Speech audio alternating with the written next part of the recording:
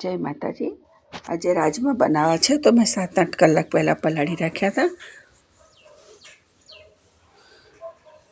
તો સરસ પલળી ગયા છે।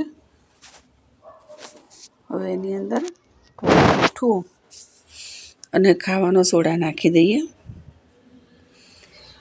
અને પાણી ઉભરાઈને બહાર ના આવે એની માટે થોડું તેલ નાખી દઈએ, 1 ચમચી જેટલું। અને હવે કુકર બંધ કરી અને 5 થી 7 સીટી આપણે એને લગાવી દઈશું। રાજમા બફાય ત્યાં સુધી ડુંગળી ટમેટાની પેસ્ટ તૈયાર કરી નાખીએ। તો ડુંગળી ટમેટા અને થોડા લસણ પણ નાખ્યા છે અંદર, અને બીજું લસણવાળું મરચું અલગથી કરીશું। તો તેલ ગરમ કરવા પણ મૂકી દીધું। હવે આ થોડાક આપણે અલગથી બનાવવાના છે। જે રાજમા બાફ્યા છે એની અંદર બધો મસાલો નાખી દેવાનો, મીઠું, મરચું, હળદર, ધાણા જીરું, જે બી આપણા રેગ્યુલર મસાલા છે ને એ બધા જ। આપણે આમ શું કરતા હોય છે કે ડુંગળી ટમેટાં સાંતળીએ પછી એમાં બધો મસાલો કરતા હોય છે। આ આપણે સીધા રાજમા જે બાફ્યા છે એની અંદર જ બધો મસાલો કરી લઈશું।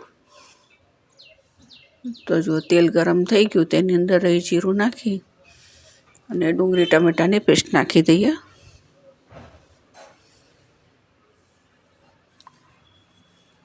અને એની સાથે લસણવાળું ખાંડેલું મરચું, રાજમાની અંદર તો નાખ્યું જ છે મરચું, પણ આમાં લસણવાળું નાખી દઈએ અને એને સાંતળવા દઈશું।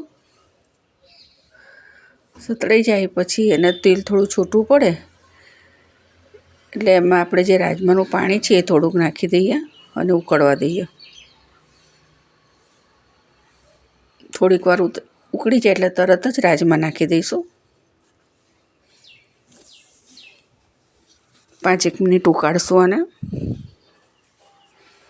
તો તૈયાર છે આપણા રાજમા। એને બીજા વાસણમાં કાઢી અને ઉપરથી લીલા ધાણા નાખી દઈએ। વિડીયો સારો લાગ્યો હોય તો લાઈક, શેર અને કમેન્ટ કરજો। તો હવે આપણે મળીશું બીજા વિડીયોમાં, ત્યાં સુધી જય માતાજી।